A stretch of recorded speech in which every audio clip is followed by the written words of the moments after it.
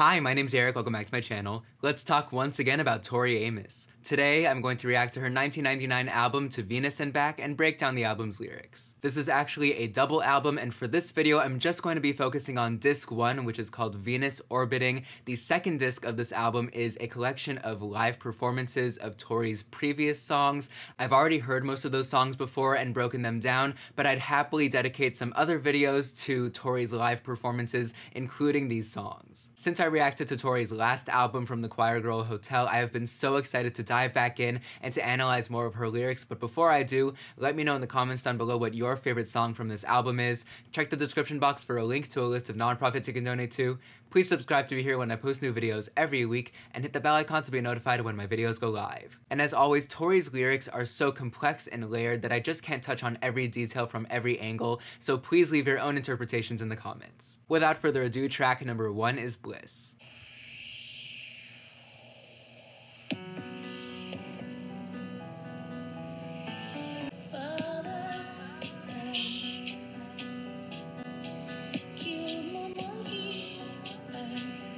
Taste the sweet of spring. Test Montana to see if I'm still free from you.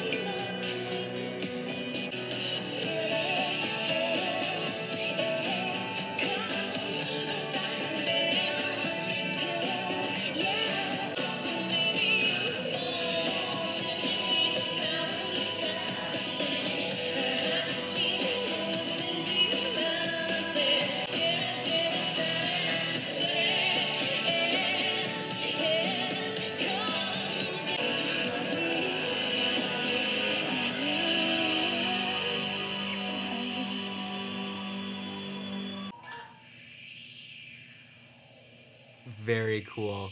What I love about Tori's music is how she has this ability to completely change the energy between the verses and the chorus. This is something she did a lot on From the Choir Girl Hotel. The most obvious point of comparison is between this opener and the last, but I think what's interesting about the song stylistically is that it feels right in the middle of the trip hop that she explored on her last album and the alternative sort of piano rock that defined a lot of her earlier music. It's also foreboding in a similar way to Spark. She opens the song by saying, "Father, I killed my monkey, I let it out to taste the sweet of spring." As we know, Tori's father, who in real life was a minister, works in her music as a sort of stand-in for religious and sexual shame, among other things. Spring pretty universally represents growth and fertility. You can think of the image of flowers blooming as a metaphor for maturing and reproducing, and Venus, from the title of the album, beyond being the name of a planet, is also the Roman goddess of love and, again, fertility. So tasting the sweet of spring basically means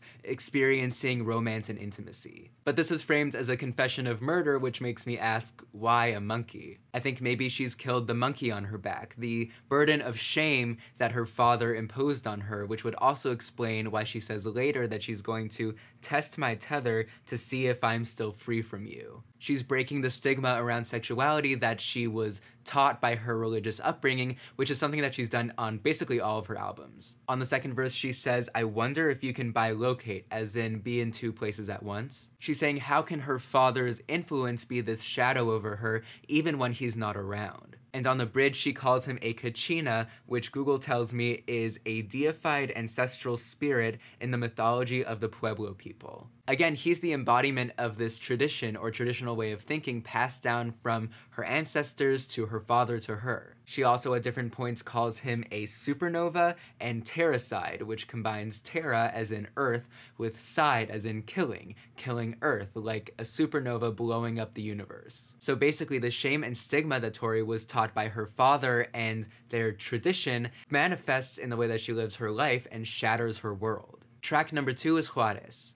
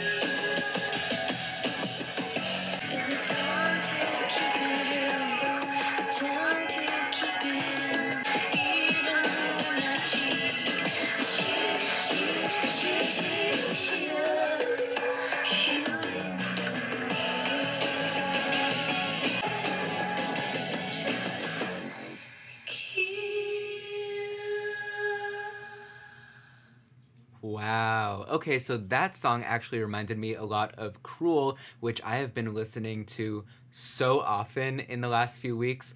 But the difference between Cruel and this song was that with the very sort of overwhelmingly dark trip-hop elements on Cruel, they all brightened up on the chorus, whereas here the only time that we really get that relief is when she repeats "No angel came," which is still so grim. I felt like I needed some context, so I looked up why Tori might have chosen Juárez, Mexico as the setting for the song, and it really explains the dark tone. It looks like she was inspired by basically an epidemic of murders of women that happened in the area. Many of the victims of these murders were working-class indigenous women, which would explain some of the references that Tori has made to indigenous peoples. There seems to be this developing relationship between human life and the earth. There's this underlying sort of we're all stardust logic, and this has already happened in a few ways. The title of the album is a planet that embodies an idea that's significant to Tori, and then of course on the last song, Terracide, the killing of Earth,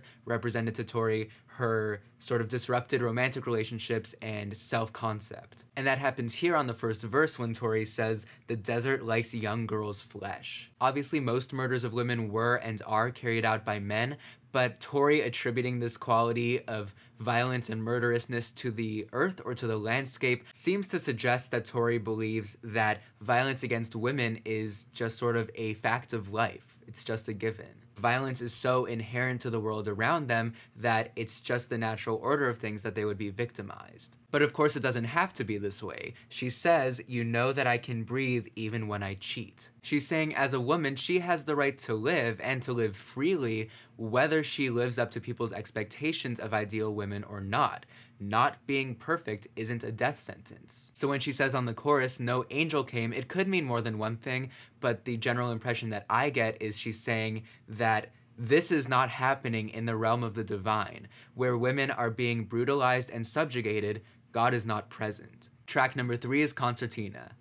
Clouds descending, just another dream. Can I weather the years? I got a fever with my ways. You gotta squeeze back some of me. Concertina, Concertina, Jesus bells, you're the fiercest.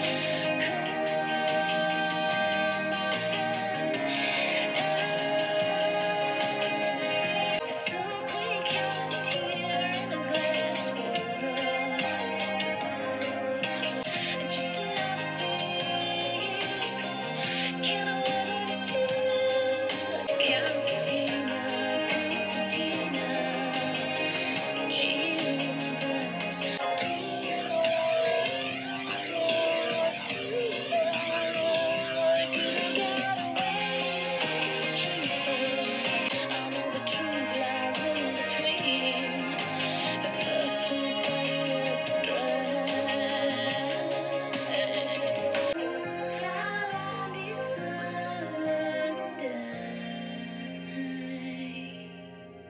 That was so beautiful and such a great respite from the darkness of the prior track. The lyrics here are a bit more cryptic, but throughout the song we get this sense of basically impending doom. The song opens with Tori talking about clouds descending, a storm is coming, something is about to happen. And in a meteorological pun, she repeats, "Can I weather this?" On the chorus, she says, "Concertina, a chill that bends, this I swear you're the fiercest calm I've been in." A concertina basically is like a miniature accordion, and so when Tori says that it's a chill that bends, it literally does bend, but it's curious that she describes the music it produces as a chill. But again, it's like this chill coming over her, the calm before the storm. And the squeezing motion of playing a concertina to me feels like this pressure pushing down on her. Maybe the pressure to make music or the stresses in her life that inspire her to make music. I mentioned before this spiritual or cultural or emotional connection to Earth, and this comes up on the second verse when she says,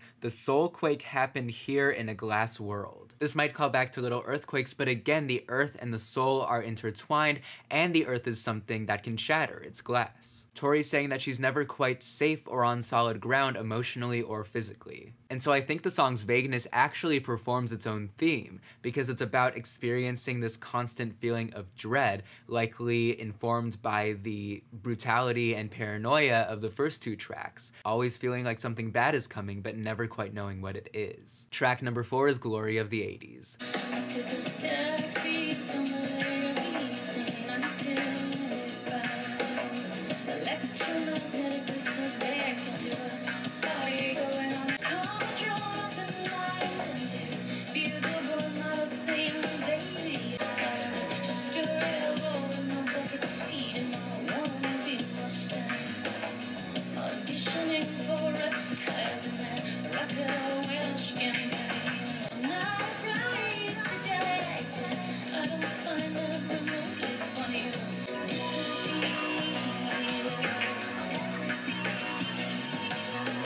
so party bodies to the left and Johnny box to the right. You see clear, just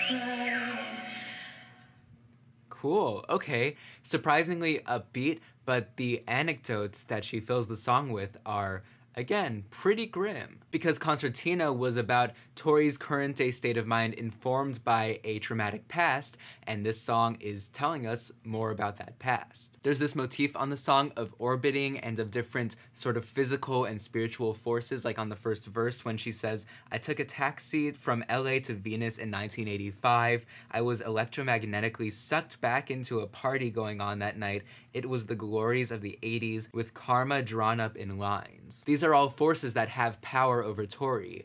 Gravity, magnetism, karma, drugs. This was a time when she felt disempowered, and so she gives us a few different instances of that, mostly having to do with the pernicious aspects of the entertainment industry, competitions with other women, and auditions, and modeling, and things like that. She also talks on the third verse about cloning herself, which to me brings to mind her use of the word bilocate to describe her father on the opener. Except here, she wants to clone herself so that she can be enough and survive the pressures of this industry and the culture around it. And so she's giving us insight into why on a song like Concertina she felt so out of control, and that's because she had disempowering experiences during her formative years. Track number 5 is Lust.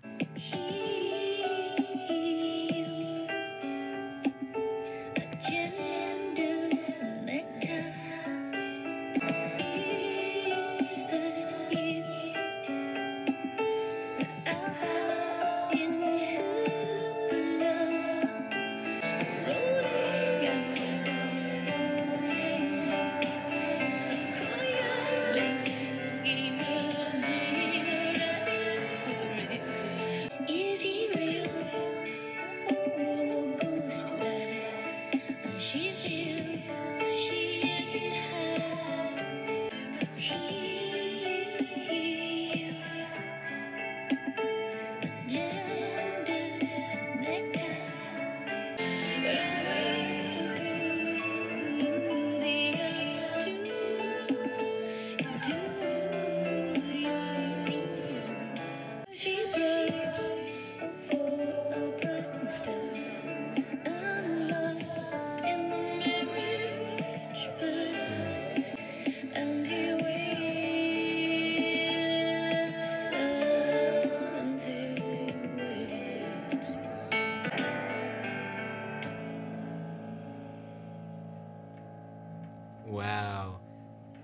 Oh, there was so much going on there. I love the piano work on the song. It was so beautiful. The line about gender nectar, so clever. Man, there are so many layers to peel back on these songs. One of those layers being the titles of the songs, because I think the title of the song is actually ironic because it really is sort of about the opposite or the absence of lust. We know from the opener that we live in a culture, as represented by Tori's father, that suppresses and shames desire, so part of the story of this song is a loveless marriage. I'm sort of working backwards here, but on the outro, Tori says, "So she prays for a prankster and lust in the marriage bed, and he waits till she can give, and he waits and he waits." The wife and husband are both waiting for a spark, for the wife to feel genuine desire for her husband. And why is this? Well, first, it can be because there is some shame here. She wants lust, which is a sin, so maybe there is some discomfort underneath her desire because of how she's been socialized. And second, on the second verse, she says,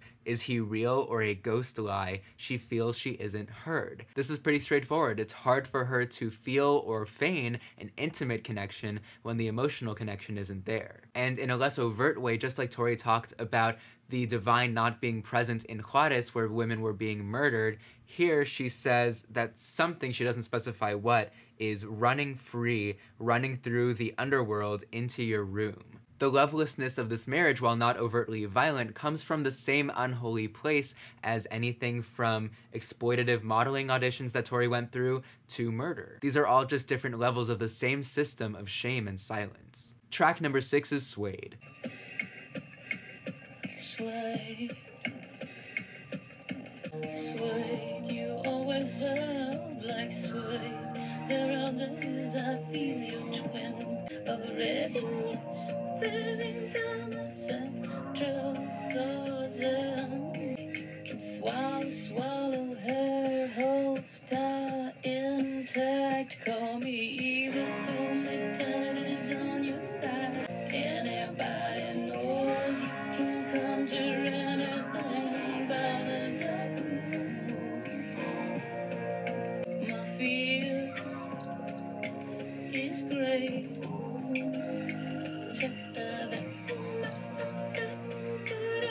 You always felt like Suede. There are days I am your twin. If you keep your silencer on, you tuck yourself right into the gel.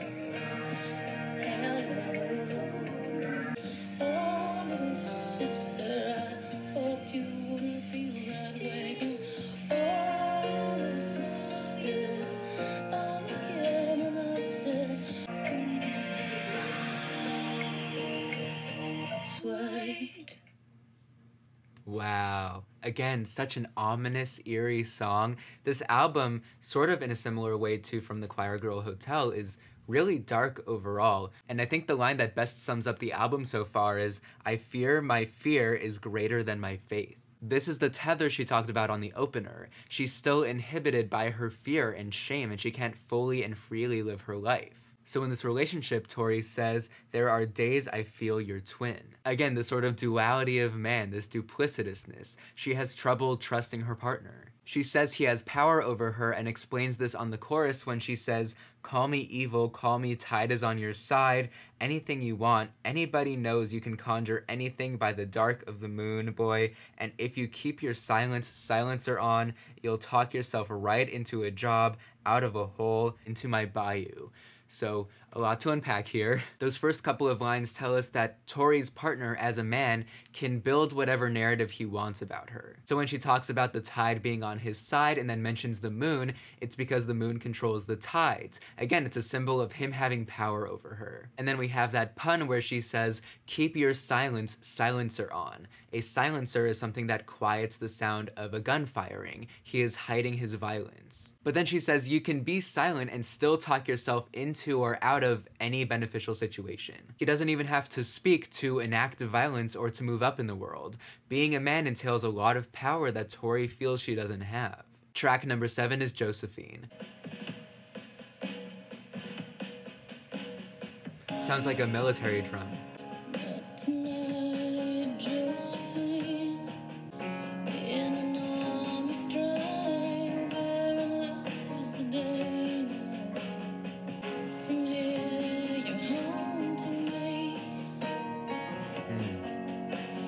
By the side, so beautiful, impossible, see empty like the tree of only night to be you. It's impossible to advance on not to advance even still you're calling me. Not tonight, Josephine.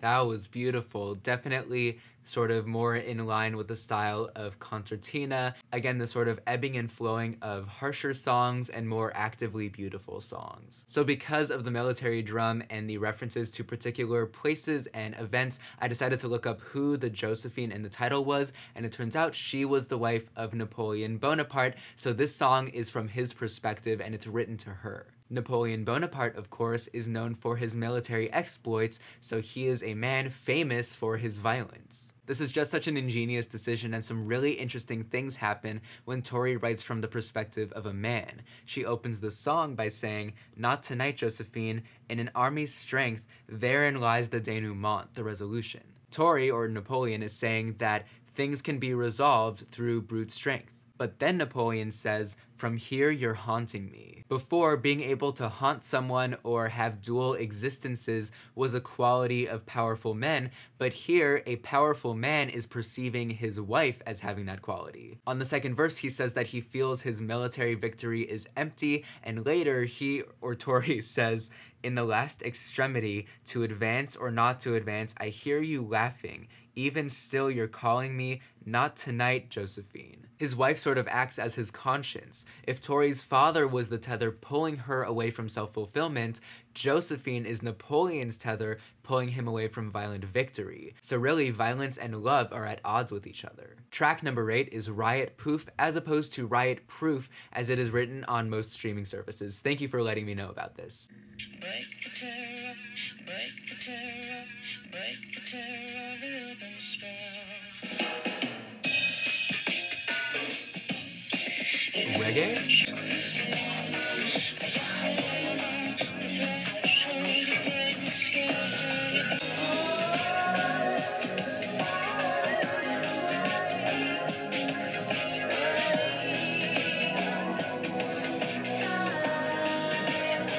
Okay.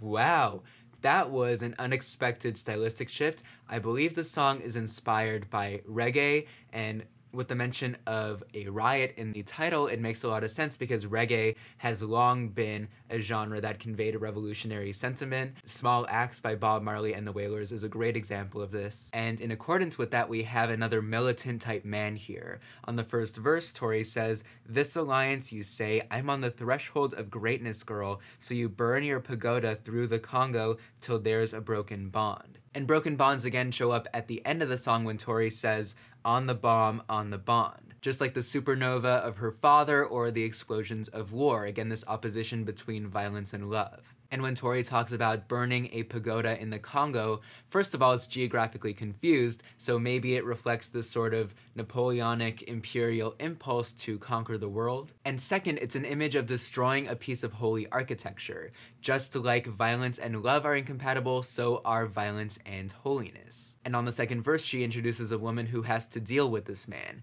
She's chained and has to crawl through a sea. This is yet another woman subjected to domination by a man. And circling back to the first verse, Tori calls this man her native son. Native here could mean indigenous, where Tori has used indigeneity basically as a metaphor for a connection to the earth and to tradition, but also Native Son is the title of a book by Richard Wright, which I've read a couple times. And the book, in part, is about social conditions that can give rise to acts of violence, especially against women. So this is yet another reference to the deeper systemic sources of problems, both big and small, in relationships between men and women. As for the title, I don't know if Tori is using the word this way, but poof, at least in the UK, I think it's not used here in the US this way, is a homophobic slur. But coupled with the word riot, maybe it's implicitly a story of how being closeted or other types of suppression can create cycles of harm. But as always, there's a lot going on here, and I'm totally open to your interpretations. Track number 9 is Dātura.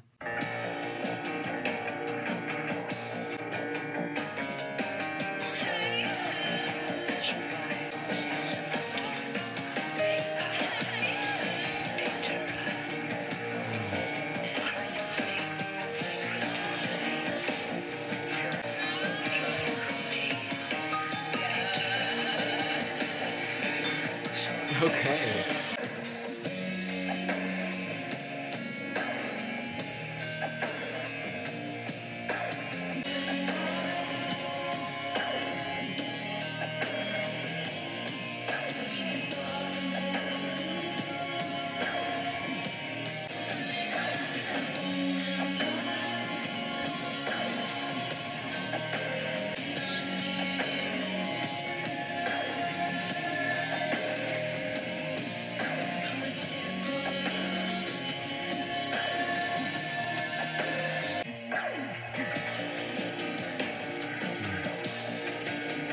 Time signature has shifted back.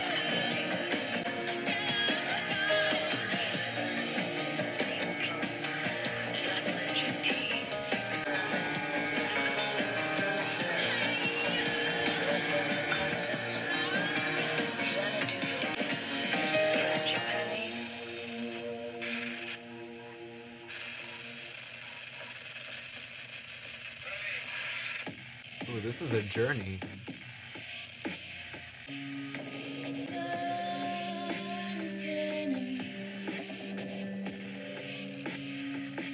It's funny that she talks about division when the song itself is structurally so divided.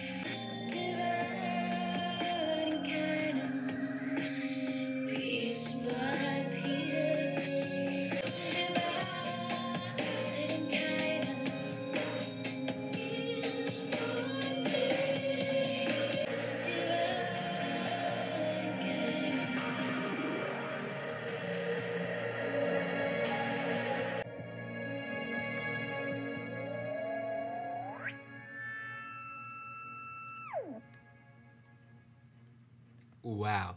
Okay, that was definitely another episode of Fun with Time Signatures with Tori Amos. I think the song's structure was so interesting. Obviously, it was really just sort of 4 verses, or really verse, chorus, verse, really long bridge, outro that just repeated itself over and over in almost a trance-like way. I mean, if someone's going to do it, it's Tori Amos. Those 2 verses are basically just lists of plants, the most significant being Dātura, which is both hallucinogenic and poisonous. Or at least that's what Google says, I've never tried it. And these muffled lists of plants are intercut with moments when Tori says, "Get out of my garden," which, if we're still sort of in a biblical mindset, this could be an oblique reference to the fall of man and Adam and Eve's expulsion from the Garden of Eden, but there's relatively little from the rest of the lyrics that would support this. On that sort of chorus or bridge between the 2 verses, Tori says, "Is there room enough for you to follow your heart and not need more blood from the tip of your star?" The 2 opposing forces are the same as before, the heart and blood. love and violence. Or love and family, the thing that's been tethering her and that tethered the husband and the wife on lust. This feels like a question of where will you direct your blood, your life force, to your heart or to the tip of your star? And then on that extended outro, Tori repeats, dividing Canaan piece by piece. From a biblical perspective, Canaan is the Holy Land. So splitting it up, again, is terracide, shattering earth, but also creating division where there should be divine unity. So we have the contrast between Tori's flourishing garden, like the sweetness of spring from the opener, and these geographic and interpersonal divisions. Track 10 is Spring Haze. Well, I know it's just a spring high, but I don't much like the look of it. Set in these clouds, 'cause somewhere billowing out to somewhere, you say we'll never make it there. So all we do is circle it.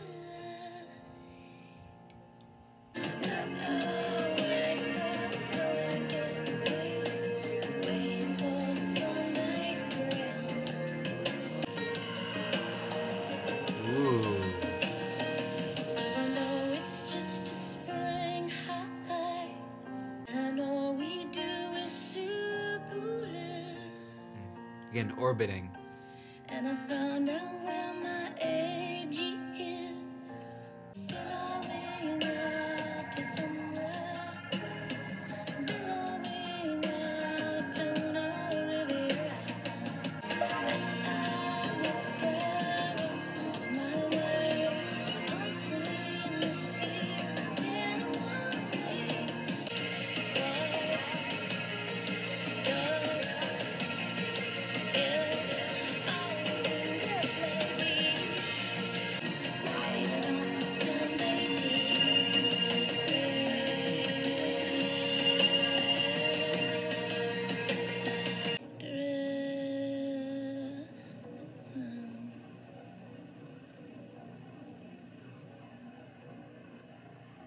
That was so cool. I love the production on this song. Of course, it centers around the piano, Tori's signature instrument, but it has this churning bass and all of these subtle electronic flourishes that just really make the song feel so rich. And like I mentioned on the last song, the division between the different time signatures of the song performs the concept of division that Tori was talking about in the lyrics, and the same is true here. We have multiple songs in a row that have very disparate and distinct sections to them, sort of performing this feeling of something breaking down or breaking apart. I think the spring haze from the title refers to physical attraction clouding a person's view of true love, which would explain why before the chorus, Tori says, "You say we'll never make it there, so all we do is circle." As we know, disc 1 of this album is called Venus Orbiting, so Tori and her lover will just continue to orbit Venus, the planet of love, to borrow Mitski's words. They're going to stay in the attraction phase and not move any farther. And Tori explains why on the chorus when she says, "Unseen this eternal wanting, waiting for Sunday to drown, waiting for Sunday to land." Sunday is the day that Christians go to church, so this is Tori's religious upbringing and the shame of her father coming in and clouding her vision of love. So the clouds from Concertina have come back to cast a shadow over her relationship, telling us that the fear and shame and paranoia that she's learned prevent her love from fully blooming. The final track, track number 11, is 1,000 Oceans.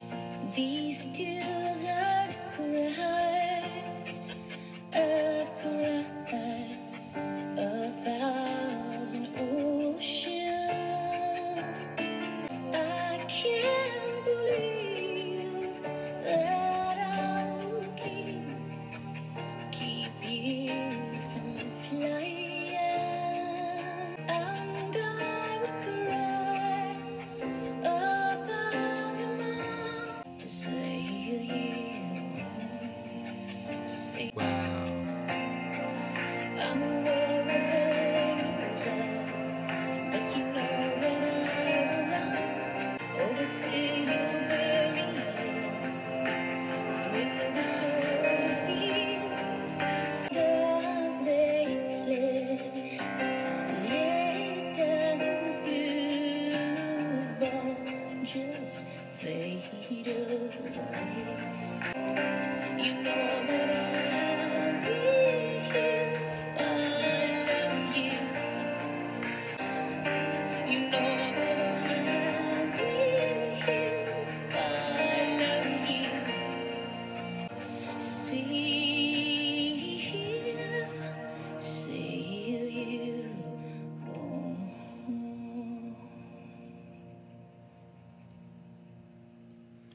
And that is how the album ends. And it ends on such a beautiful note. So this sounds like a breakup song, and as was hinted at on the last song and through this motif of division, the forces of the world that are outside of Tori's and her partner's control are tearing them apart. Tori says, "I can't believe that I would keep you from flying," which might, alongside her saying that she is floating in darkness, call back to Father Lucifer, where she says, "Nothing's gonna stop me from floating." Throughout the album, she's used rockets and planes to represent her lover or lovers, so she needs to let them fly free to Venus. Tori, on the other hand, is terrestrial. On the second verse, she says, "If I find you, will you still remember playing at the trains, or does this little blue ball just fade away?" She's sticking to taking trains and taxis on Earth, but her lover is ready to fly away to Venus. And when he finds love there and looks back on Earth, all he'll see is a blue marble, which is the name of one of the most famous photographs of Earth. The blue ball might also be a reference to a sort of image of a lack of romantic fulfillment. So Tori says that she will cry enough to fill 1,000 oceans if it'll help her lover sail back home to her. Ow, my heart, it hurts. Knowing that being in love means sacrificing herself, Tori accepts this and says that she's willing to do that to hold on to him. She's willing to go to Venus and back for her lover because, as a woman, it's what she feels she has to do. Overall, this album was so impressive and so emotional. I truly don't know where I would rank this among Tori's albums that I've listened to so far because I've really loved all of them. As for favorite tracks, I have to mention Bliss and Concertina, as well as Josephine, which was such a cool concept to write from the perspective of Napoleon Bonaparte, and of course, 1,000 Oceans just ripped my heart out, stomped on it, spit on it, and set it on fire or something. For such a beautiful love song, it's so violent. I am having so much fun on my Tori Amos album journey, so thank you so much to all of you who recommended that I listen to this album. As always, let me know in the comments down below what music I should react to and what other topics you'd like to see me cover on my channel. Check the description for that donation link. Please subscribe to be here when I post new videos every week. Thank you so much for being here. I hope you are staying safe and healthy, and until next time, that's it.